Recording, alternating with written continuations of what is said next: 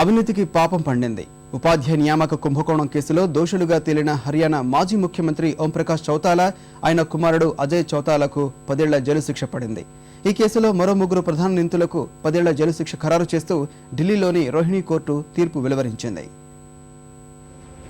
దేశంలో రోజురోజుకు పెచ్చుమీరుతున్న అవినీతికి చెంపపెట్టు లాంటి తీర్పు వెలువడింది.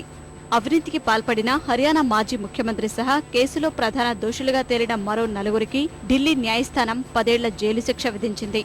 ఓంప్రకాష్ చౌతాలా కుమారుడు అజయ్ చౌతాలా, ఆయన హయాంలో పనిచేసిన అధికారులు సంజీవ్ కుమార్, విద్యాధర్, షేర్ సింగ్ బాద్షామీలకు 10 ఏళ్లు శిక్ష విధిస్తూ తీర్పు వెలువరించింది.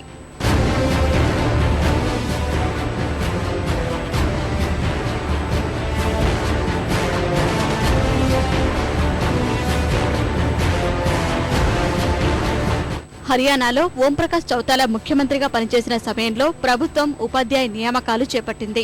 1999, 2000 మధ్యకాలంలో 3206 మందిని ఉపాధ్యాయులుగా నియమించింది. ఇందులో భారీగా అవినీతి చోటు చేసుకున్నట్లు ఆరోపణలు వెల్లువెత్తాయి. ఈ కేసుపై విచారణ ప్రారంభించిన సీబీఐ పలువురిని విచారించి చౌతాలా సహా పలువురిని నిందితులుగా చేరుస్తూ 2008 జూన్ 6న అభియోగ పత్రం దాఖలు చేసింది.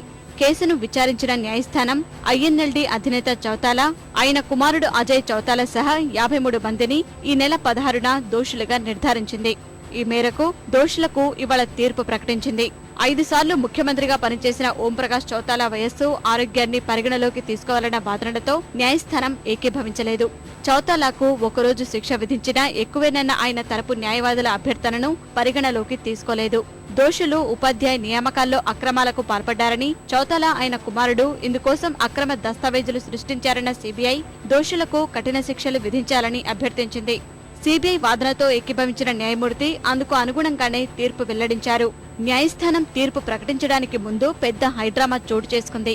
అనారోగ్య కారణాలు చూపుతూ ఓంప్రకాష్ చౌతాలా, గోవింద్ బల్లభ్ పంత్ ఆసుపత్రిలో చేరారు.